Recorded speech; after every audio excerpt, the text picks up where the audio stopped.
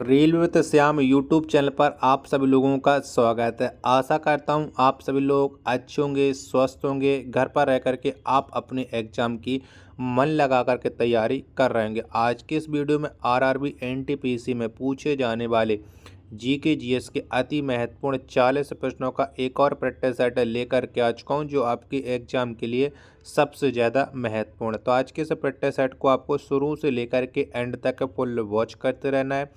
अगर आपको ये वीडियो पसंद आए तो प्लीज़ आप लोग इस वीडियो को लाइक और चैनल को सब्सक्राइब करना आप लोग बिल्कुल ना भूलें। तो चलिएगा फिर शुरू करते हैं जीके जीएस के 40 से महत्वपूर्ण प्रश्नों का प्रैक्टिस सेट। तो पहला प्रश्न आ जाता है, कर्म ही पूजा है, यह कथन किसका है? तो बताओ ये कथन किसके द्वारा कहा गया था कि कर्म ही पूजा है? तो ये जो कथन दिया था वो दिया था महात्मा गांधी ने। यानी प्रश्न संख्या 1 का ऑप्शन संख्या ए है वो करेक्ट आंसर हो जाएगा। दूसरे नंबर का प्रश्न आ जाता है कि नेत्रावती नदी किस ओर बहती है? तो बताओ कौन सी तरफ बहती है नेत्रावती नदी? प्रश्न संख्या 2 का राइट आंसर क्या हो जाएगा? तो जो नेत्रावती नदी है ये दक्षिण की ओर बहती है। किसकी ओर बहती है? दक्षिण की ओर बहती है। 2 का डी ऑप्शन करेक्ट आंसर हो जाएगा।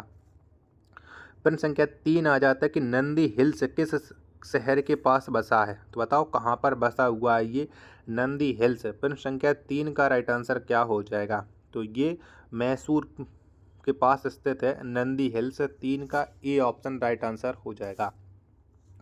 चौथे नंबर का प्रश्न आ जाता है, कन्नड़ भाषा के आदि कवि कौन थे? तो बताओ कौन थे? तो कन्नड़ भाषा के जो आदि कवि थे वो थे पंपा। कौन? पंपा थे कन्नड़ भाषा के आदि कवि। 4 का बी ऑप्शन राइट आंसर हो जाएगा। पाँचवें नंबर का प्रश्न आ जाता है, गंग वंश की प्रथम राजधानी कहाँ थी? तो बताओ कहाँ पर थी गंग वंश की प्रथम राजधानी? पाँचवें प्रश्न का राइट आंसर क्या हो जाएगा? तो ये थी कोलार। कौन सी थी? कोलार थी गंग वंश की प्रथम राजधानी। 5 का सी ऑप्शन राइट आंसर हो जाएगा। अगला प्रश्न संख्या 6 आ जाता है कि एक माइक्रो फैराड कितने फैराडे के बराबर होता है? बताओ कितने के बराबर होता है एक माइक्रो फैराड? प्रश्न संख्या 6 का राइट आंसर क्या हो जाएगा? तो ये 10 की पावर माइनस के 6 के बराबर होता है। बी ऑप्शन राइट आंसर हो जाएगा। 7वें नंबर का प्रश्न आ जाता है, कौन सा गैस चूने के पानी को दूधिया कर देता है? तो बताओ कौन सी गैस कर देती है? प्रश्न संख्या 7 का राइट आंसर क्या हो जाएगा? तो कार्बन डाइऑक्साइड गैस ये चूने के पानी को दूधिया कर देती है। 7वें प्रश्न का सी ऑप्शन करेक्ट आंसर हो जाएगा। 8वें नंबर का प्रश्न आ जाता है कि नागार्जुन सागर परियोजना किस नदी पर है? तो बताओ कौन सी नदी पर ये नागार्जुन सागर परियोजना स्थित है? 8वें प्रश्न का राइट आंसर क्या हो जाएगा? तो ये कृष्णा नदी के तट पर स्थित है नागार्जुन सागर परियोजना। 8 का ए ऑप्शन राइट आंसर हो जाएगा।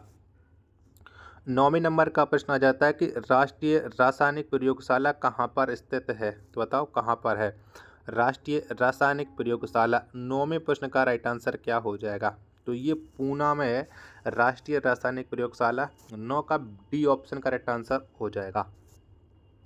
10वें नंबर का प्रश्न आता है कि पोलियो वायरस की खोज 1908 ईस्वी में किसने की थी? तो बताओ किसके द्वारा ये पोलियो वायरस की खोज है वो की गई थी? प्रश्न संख्या 10 का राइट आंसर क्या हो जाएगा? तो कार्ल लैंड स्टीनर और इरविन पोपर के द्वारा पोलियो वायरस की खोज की गई थी।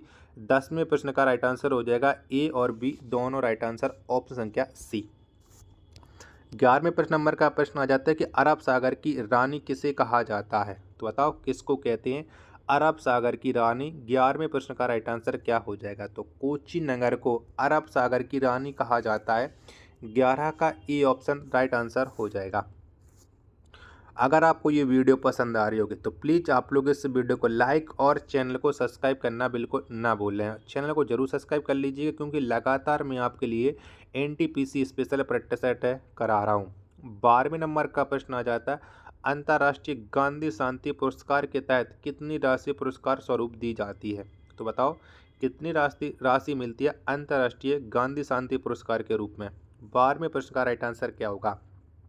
तो 1 करोड़ राशि दी जाती है। 12 का डी ऑप्शन राइट आंसर हो जाएगा। 13वें नंबर का प्रश्न आ जाता है कि मोटर कार का आविष्कार किसने किया? तो बताओ किसके द्वारा किया गया था मोटर कार का आविष्कार? 13 का राइट आंसर क्या हो जाएगा? तो कार्ल बेंच ने मोटर कार का आविष्कार किया था।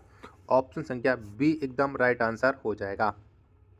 14वें नंबर का प्रश्न है कि सबसे दुर्बल क्षार क्या है, तो बताओ कौन सा है। चारों ऑप्शन आपकी स्क्रीन पर सो रहे हैं, तो बताओ सबसे दुर्बल क्षार क्या है। फिर संख्या 14 का राइट आंसर क्या हो जाएगा, तो अमोनिया ये सबसे दुर्बल क्षार है। ऑप्शन संख्या ए एकदम करेक्ट आंसर हो जाएगा। नेक्स्ट प्रश्न आ जाता है प्रश्न संख्या 15 के चीन में लाल क्रांति कब हुई थी, तो बताओ कब हुई थी। तो चीन में जो लाल क्रांति हुई थी ये 1949 में हुई थी, यानी 15 का बी ऑप्शन करेक्ट आंसर हो जाएगा। नेक्स्ट प्रश्न आ जाता है प्रश्न संख्या 16 कि पुलकेशिन द्वितीय ने हर्षवर्धन को किस नदी पर पराजित किया था। यानी जो पुलकेशिन द्वितीय और हर्षवर्धन के बीच में युद्ध हुआ था वो कौन सी नदी के तट पर हुआ था, तो ये हुआ था नर्मदा नदी के तट पर युद्ध। 16वें प्रश्न का डी ऑप्शन करेक्ट आंसर हो जाएगा। 17वें नंबर का प्रश्न आ जाता है कि इंपीरियल बैंक ऑफ इंडिया का राष्ट्रीयकरण के बाद उसका नाम भारतीय स्टेट बैंक कब किया गया, तो बताओ ये नया नाम कब हो गया था। प्रश्न संख्या 17 का राइट आंसर क्या हो जाएगा। तो इंपीरियल बैंक ऑफ इंडिया का राष्ट्रीयकरण के बाद जो नाम पड़ा था भारतीय स्टेट बैंक यानी SBI, ये नाम 1955 में हुआ था। 17 का सी ऑप्शन करेक्ट आंसर हो जाएगा। 18वें नंबर का प्रश्न है किसी देश की आर्थिक वृद्धि का उत्तम मापकांक क्या होता है, तो बताओ कौन होता है। 18वें प्रश्न का राइट आंसर क्या हो जाएगा। तो किसी देश की आर्थिक वृद्धि का उत्तम मापकांक है ये होता है GDP। 18 का ए ऑप्शन राइट आंसर हो जाएगा।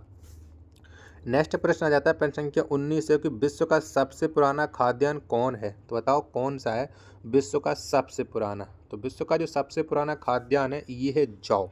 19 का सी ऑप्शन करेक्ट आंसर हो जाएगा। नेक्स्ट प्रश्न आ जाता है प्रश्न संख्या 20 है कलकत्ता विश्वविद्यालय की स्थापना कब हुई थी, तो बताओ कब हुई थी। तो कलकत्ता विश्वविद्यालय की जो स्थापना हुई थी वो 1857 में की गई थी। कब, 1857 में। 20 का ए ऑप्शन करेक्ट आंसर हो जाएगा। 21वें नंबर का प्रश्न है कि नाजीबाद का मुख्य संस्थापक कौन था, तो बताओ कौन था नाजीबाद का मुख्य संस्थापक। 21वें प्रश्न का राइट आंसर क्या हो जाएगा, तो ये था एडोल्फ हिटलर। 21वें प्रश्न का सी ऑप्शन करेक्ट आंसर हो जाएगा। 22वें नंबर का प्रश्न आ जाता है कि पानी का अणु भार कितना होता है, तो बताओ कितना होता है। 22वें प्रश्न का राइट आंसर क्या हो जाएगा। तो पानी का जो अणु भार है ये 18 AMU होता है, यानी 22 का सी ऑप्शन करेक्ट आंसर हो जाएगा। वीडियो अगर आपको पसंद आ रही होगी तो प्लीज़ आप लोग वीडियो को लाइक और चैनल को सब्सक्राइब करना बिल्कुल ना भूलें। 23वें नंबर का प्रश्न आ जाता है कि सबसे बड़ा इलेक्ट्रोनेगेटिव तत्व कौन है, तो बताओ कौन सा है। प्रश्न संख्या 23 का राइट आंसर क्या हो जाएगा। तो सबसे बड़ा इलेक्ट्रोनेगेटिव जो तत्व है ये है फ्लोरीन। 23 का ए ऑप्शन करेक्ट आंसर हो जाएगा। 24वें नंबर का प्रश्न आ जाता है कि मोमबत्ती की लौ का बाहरी भाग किसकी मौजूदगी के कारण नीला दिखाई देता है, तो बताओ किसके वजह से ये नीला दिखाई देता है मोमबत्ती की लौ का बाहरी भाग। प्रश्न संख्या 24 का राइट आंसर क्या हो जाएगा। तो ये नाइट्रोजन के वजह से दिखाई देता है। 24 का बी ऑप्शन राइट आंसर हो जाएगा। 25वें नंबर का प्रश्न आ जाता है कि पित्त का उत्सर्जन किसके द्वारा होता है, तो बताओ किसके वजह से पित्त का उत्सर्जन होता है। 24वें प्रश्न का राइट आंसर क्या हो जाएगा। तो पित्त का जो उत्सर्जन है ये यकृत के द्वारा होता है। 25 का ए ऑप्शन करेक्ट आंसर हो जाएगा। 26वें नंबर का प्रश्न आता है कि जैन धर्म के संस्थापक किसे माना जाता है, तो बताओ कौन माने जाते हैं जैन धर्म के संस्थापक। 26वें प्रश्न का राइट आंसर क्या हो जाएगा। तो ऋषभ देव को जैन धर्म का संस्थापक माना जाता है। 26वें प्रश्न का ए ऑप्शन करेक्ट आंसर हो जाएगा। नेक्स्ट प्रश्न है प्रश्न संख्या 27 आ जाता है आपके सामने कि यहूदी धर्म की स्थापना किसने किया था, तो बताओ किसके द्वारा यहूदी धर्म की स्थापना की गई थी।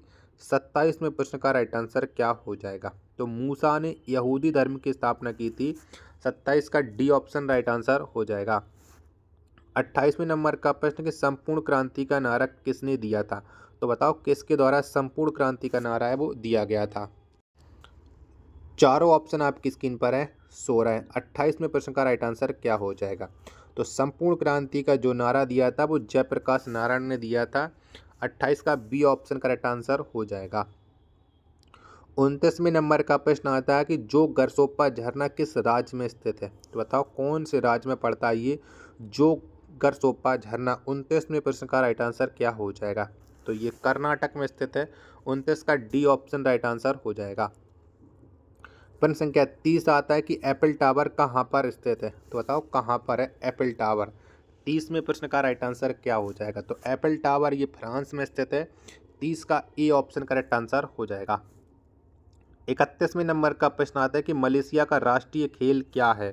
तो बताओ कौन सा है मलेशिया का राष्ट्रीय खेल? 31वें प्रश्न का राइट आंसर क्या हो जाएगा? तो मलेशिया का जो राष्ट्रीय खेल है वो है बैडमिंटन। 31 का डी ऑप्शन करेक्ट आंसर हो जाएगा। 32वें नंबर का प्रश्न आता है गुट निरपेक्ष आंदोलन की स्थापना कब हुई? तो बताओ कब हुई थी गुट निरपेक्ष आंदोलन की स्थापना? 32वें प्रश्न का राइट आंसर क्या होगा? तो 1961 में हुई थी गुट निरपेक्ष आंदोलन की स्थापना। 32वें प्रश्न का सी ऑप्शन करेक्ट आंसर हो जाएगा। अगला प्रश्न आता है प्रश्न संख्या 33 से कि वेदों की रचना किस भाषा में की गई थी? तो बताओ कौन सी भाषा में की गई थी वेदों की रचना? 33वें प्रश्न का राइट आंसर क्या हो जाएगा? तो संस्कृत भाषा में की गई थी वेदों की रचना। 33 का डी ऑप्शन राइट आंसर हो जाएगा। 34वें नंबर का प्रश्न आता है कि जलियांवाला बाग नरसंहार के विरोध में किसने केसर ए हिंद की उपाधि लौटा दी थी? तो बताओ किसके द्वारा ये उपाधि लौटा दी गई थी केसर ए हिंद की? 34वें प्रश्न का राइट आंसर क्या हो जाएगा? तो महात्मा गांधी ने जलियांवाला बाग नरसंहार के वजह से अपनी ये केसर ए हिंद की उपाधि वापस कर दी थी। 34वें प्रश्न का डी ऑप्शन करेक्ट आंसर हो जाएगा। वीडियो अगर आपको पसंद आ रही होगी तो प्लीज़ आप लोग ये वीडियो को लाइक और चैनल को सब्सक्राइब करना बिल्कुल ना भूलें। अगला प्रश्न है प्रश्न संख्या 35 है कि साइमन कमीशन किसके शासनकाल में भारत आया था? तो बताओ उस समय कौन गवर्नर जनरल वायसराय था जिसके समय साइमन कमीशन आया था? तो लॉर्ड इरविन के शासनकाल में साइमन कमीशन भारत आया था। आपको बताना है कौन से सन में आया था। 35 का ए ऑप्शन करेक्ट आंसर हो जाएगा। 36वें नंबर का प्रश्न है किसके चारों ओर भूकंप की सबसे सक्रिय पेटी है? तो बताओ कौन से महासागर के चारों ओर है भूकंप की सबसे सक्रिय पेटी? 36वें प्रश्न का राइट आंसर क्या हो जाएगा? तो प्रशांत महासागर के चारों ओर भूकंप की सबसे सक्रिय पेटी है। 36वें प्रश्न का ए ऑप्शन करेक्ट आंसर हो जाएगा। 37वें नंबर का प्रश्न आता है कि नदी के घुमावदार पथ से किस झील का निर्माण होता है? तो बताओ कौन सी झील का निर्माण होता है? 37वें प्रश्न का राइट आंसर क्या हो जाएगा? तो नदी के घुमावदार पथ से गोखुर झील का निर्माण होता है। किसका? गोखुर झील का। 37वें प्रश्न का सी ऑप्शन करेक्ट आंसर हो जाएगा। 38वें नंबर का प्रश्न कि चीन का मैनचेस्टर किसे कहा जाता है? तो बताओ किसको कहते हैं चीन का मैनचेस्टर? 38वें प्रश्न का राइट आंसर क्या हो जाएगा? तो संघाई को चीन का मैनचेस्टर कहा जाता है। 38वें प्रश्न का बी ऑप्शन राइट आंसर हो जाएगा। 39वें नंबर का प्रश्न है कि मानचित्र में नदी को किस रंग से दिखाया जाता है? तो बताओ कौन से रंग से मानचित्र में नदी को दिखाते हैं? 39वें प्रश्न का राइट आंसर क्या हो जाएगा? तो नदी को नीला रंग से दिखाया जाता है। 39 का डी ऑप्शन करेक्ट आंसर हो जाएगा। 40वां प्रश्न आता है कि डोलोराइट किस प्रकार का चट्टान है? तो बताओ कैसा चट्टान है डोलोराइट? प्रश्न संख्या 40 का राइट आंसर क्या हो जाएगा? तो आग्नेय चट्टान है डोलोराइट। 40 का ए ऑप्शन करेक्ट आंसर हो जाएगा। अगर आपको ये वीडियो पसंद आई हो तो प्लीज़ आप लोग इस वीडियो को लाइक और चैनल को सब्सक्राइब करना बिल्कुल ना भूलें। मिलते हैं अपने एक और नेक्स्ट वीडियो के साथ, तब तक के लिए धन्यवाद। जय हिंद।